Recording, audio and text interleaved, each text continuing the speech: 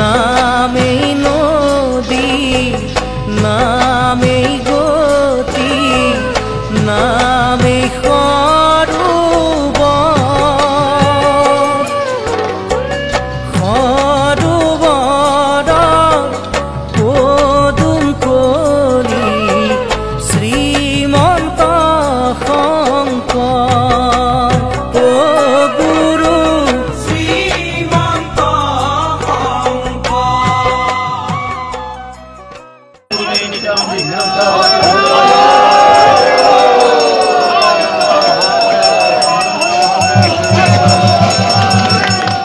সভা মহোৎসৱৰ আজি 190 সংখ্যক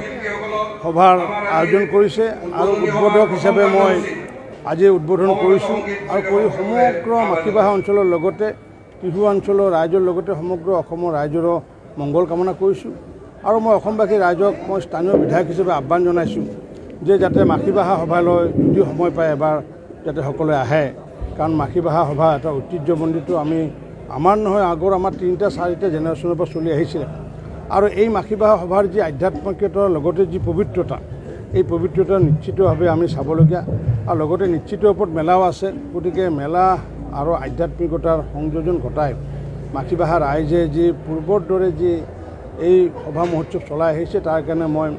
আমাৰ সভা মহোৎসৱ পৰিচালনা সমিতিৰ লগতে আমাৰ গ্ৰামোন্নয়ন সমিতিকো মই আন্তৰিক ধন্যবাদ জনাইছোঁ আৰু ইয়াতে যিটো বহুত ডাঙৰ প্ৰকল্প কাম ইতিমধ্যে চলি আছে বা কাম সম্পূৰ্ণ হৈছে এই সভাগৃহৰ কামো ইতিমধ্যে আমাৰ ৰাইজৰ সহায় সহযোগত আমিও কিছু যি পাৰোঁ সহযোগ কৰিছোঁ তথাপি ইয়াতে বহু কাম কৰিবলগীয়া আছে আগন্তুক দিনত আন্তঃগাঁথনি উন্নয়নৰ কাৰণে পুনৰ 25 লাখ টকা আমি এই সভা মহোৎসৱক দিয়াৰ কাৰণে সিদ্ধান্ত গ্ৰহণ কৰিছোঁ মই ভাবোঁ যে আগন্তুক দিনত অসমৰ ৰাইজে বা আমাৰ টিহু মাখিবাহা ৰাইজে যাতে মাখিবাহা সভাখনক যাতে আগন্তুক দিনত শ্ৰীবৃদ্ধি কৰে তাৰ কাৰণে সকলোৰে সহায় সহযোগ মই কামনা কৰিছোঁ ক'লে সাধাৰণতে বিভিন্ন ধৰণৰ কথা আহি পৰে কাৰণ ঐতিহাসিকৰ লগত কিছুমান বেলেগ বেলেগ বিগ্ৰহৰ কথা হওক বা স্থানৰ কথাই হওক কিন্তু মই মেলা হিচাপে মই ভাবোঁ যে 190 বছৰীয়া মেলা হিচাপে যিহেতু আমি সমগ্ৰ অসমৰ মানুহ ইয়াতে পৰ্যটনথলী বুলি ভাবোঁ গতিকে 190টা বছৰ যিয়ে পাৰ কৰিছে নিশ্চিত ওপৰত এটা পৰ্যটনথলী এটা হ'ব আৰু ইয়াৰ কাৰণে আগন্তুক দিনত কিবা কৰিব লাগিলে নিশ্চিত ওপৰত আমি কৰিম ইতিমধ্যে বিজেপি নিত্য ধৰ্ম পালন কৰিব লাগিব সেইকাৰণে অসম গণ পৰিষদ আৰু UPPL দলকো আমাৰ চিট এৰি দিয়া হৈছে UPPL দলক এটা চিট এৰি দিয়া হৈছে আৰু অসম গণ পৰিষদক বৰপেটা আৰু ধুবুৰী সমষ্টি এৰি দিয়া হৈছে তেওঁলোকৰ প্ৰাৰ্থী যোনেই নহওক কিয় মোদী ডাঙৰীয়াই সমগ্ৰ 14টা লোকসভাতে নিৰ্বাচনত অংশগ্ৰহণ কৰিব নে আমি তেওঁক চাই অসমৰ মানুহে ভাৰতীয় জনতা পাৰ্টি হওক UPPL হওক বা অগপই হওক সকলোৱে এইবাৰ মোদী ডাঙৰীয়াক চাই যাতে মোদী ডাঙৰীয়াৰ এইবাৰ যে তৃতীয় টাৰ্ম সেই তৃতীয় টাৰ্মত আমাৰ এই অঞ্চলৰ পৰা যাতে এই বৰপেটা লোকসভাৰ পৰা যাতে এটা প্ৰতিনিধি যাতে আমি প্ৰেৰণ কৰিব পাৰোঁ তাৰ কাৰণে সকলো ৰাইজৰে সহায় সহযোগ কামনা কৰিছোঁ শিৰোমণিও শ্ৰীমন্ত শংকৰ জগতগুৰু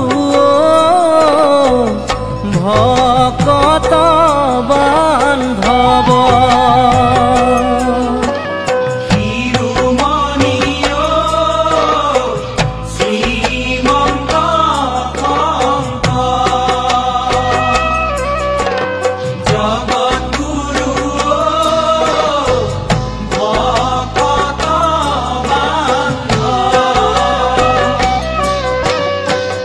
নামেই নদী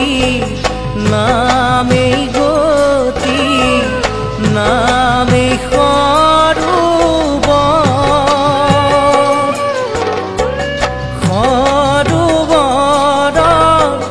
পদুম কলি শ্ৰীমন্ত শংকৰ ও গুৰু শ্ৰীমন্ত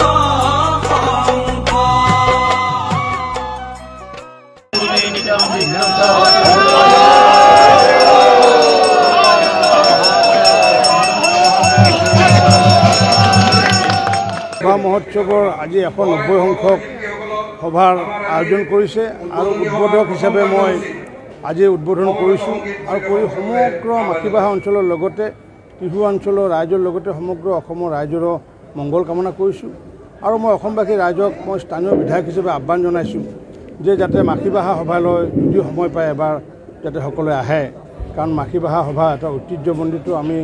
আমাৰ নহয় আগৰ আমাৰ 3টা 4টা জেনেৰেশ্যনৰ পৰা চলি আহিছিলে আৰু এই মাখিবাহা সভাৰ যি আধ্যাত্মিকতাৰ লগতে যি পবিত্ৰতা